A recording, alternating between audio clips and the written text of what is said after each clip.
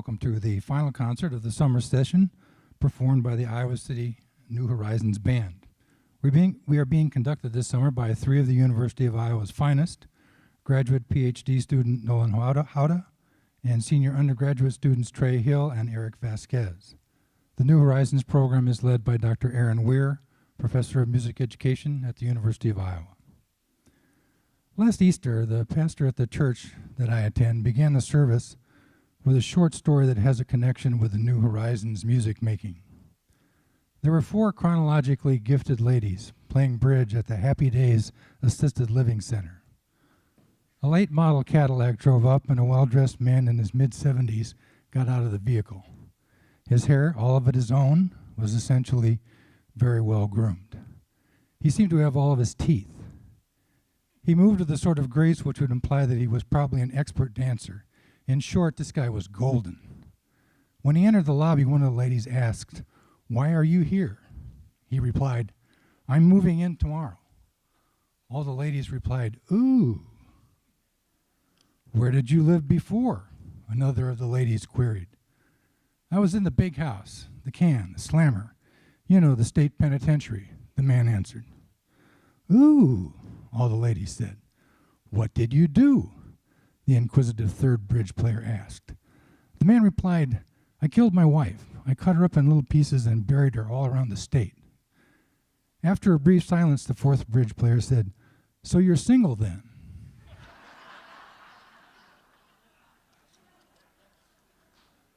So our pastor went on to talk about hope. And that is the story's connection with the New Horizons Band.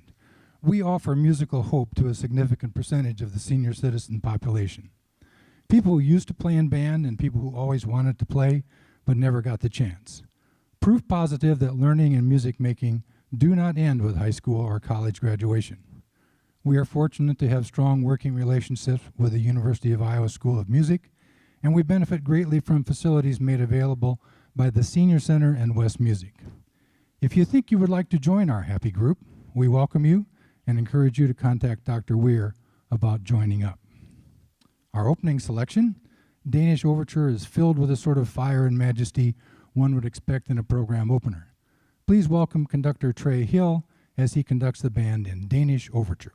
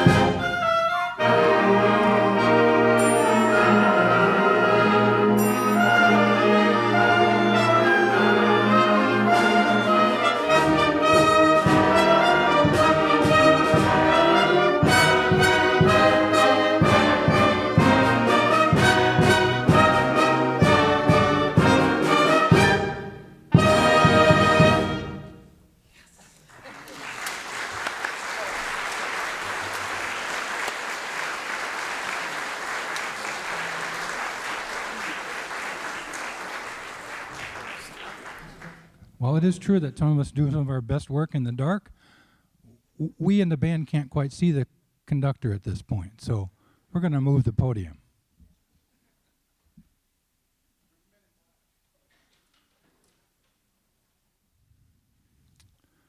Horatio G. Spafford planned a European trip for his family in 1873. In November of that year, due to unexpected last-minute business developments, he had to remain in Chicago, but he sent his wife and 4 daughters on ahead as scheduled. Their ship was struck by another and sank quickly. Spafford's wife survived, but his daughters did not. The grief-stricken father penned a text with words which spoke of his loss, when sorrows like sea billows roll. It is noteworthy, however, that Spafford does not dwell on the theme of life's sorrows and trials, but focuses attention on how his faith carries him through his troubles. It is well with my soul. Hymn writer Philip Bliss was so impressed by the experience and expression of Spafford's text that he wrote the music for it, first published in 1876. It is well with my soul remains in most hymnals even today.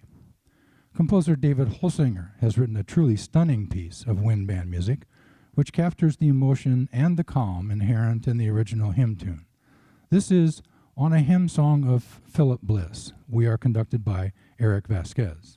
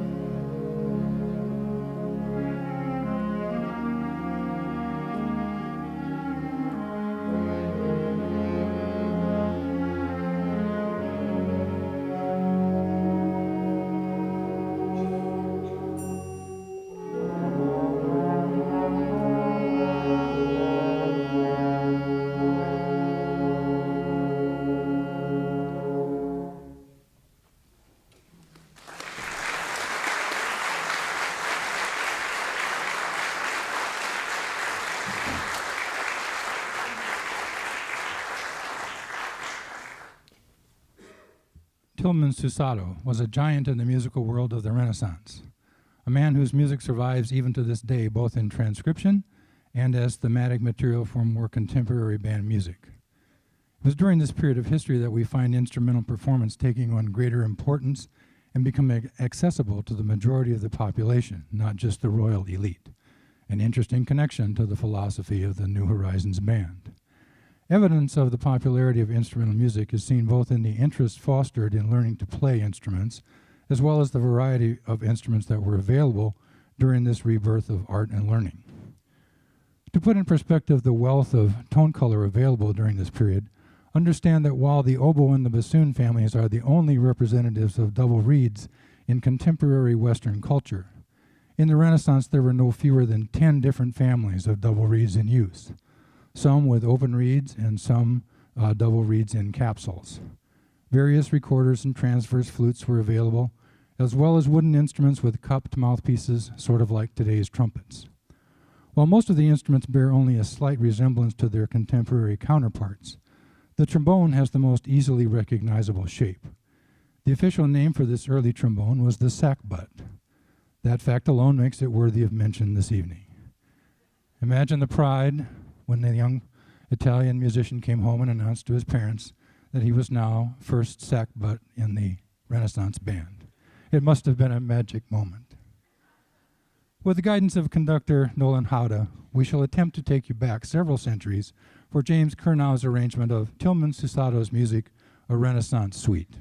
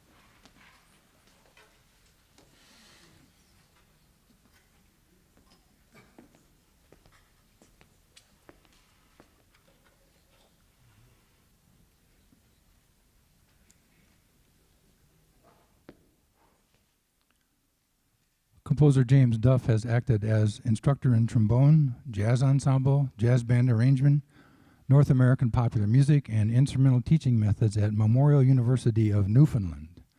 For the past 15 years, Mr. Duff has worked closely with the Newfoundland Symphony Orchestra as composer, arranger, and conductor for their annual gala and pops concerts. His geographical location has inspired him to paint a sound picture for the wind band, which he cleverly titled Seaside Ballad. Breathe deeply and you can almost smell the slightly salty Atlantic air. Seaside Ballad by James Duff.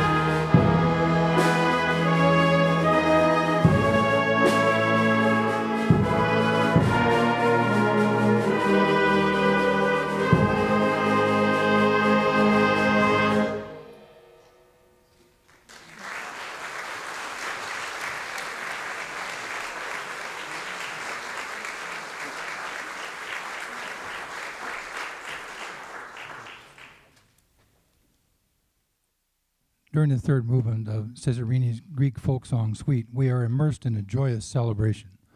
One can imagine a wedding party with all the participants dancing long into the night. As the ouzo flows and the band becomes more caught up in the ceremony, the tempo increases greatly. Watch carefully to see if we can keep up with the frenzy brought to the podium by Maestro Vasquez. The third movement of the Greek folk song suite.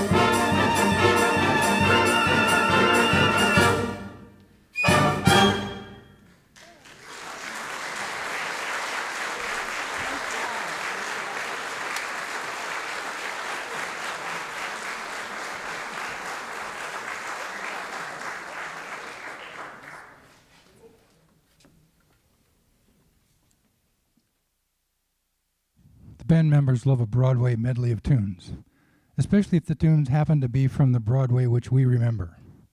The Salute to Broadway, arranged by Carl Stroman, contains a large batch of those ever-so-singable tunes, such as Give My Regards to Broadway, Ain't Misbehavin', My Funny Valentine, I've Grown Accustomed to Her Face, and Thou Swell. Salute to Broadway, arranged by Carl Stroman.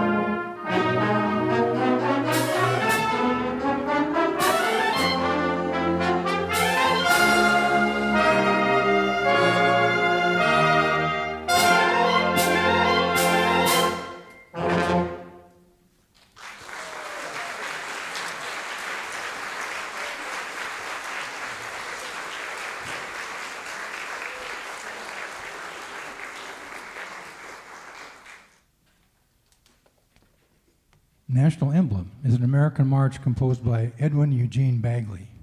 Bagley was something of a one-hit wonder, but it was a biggie by anybody's definition.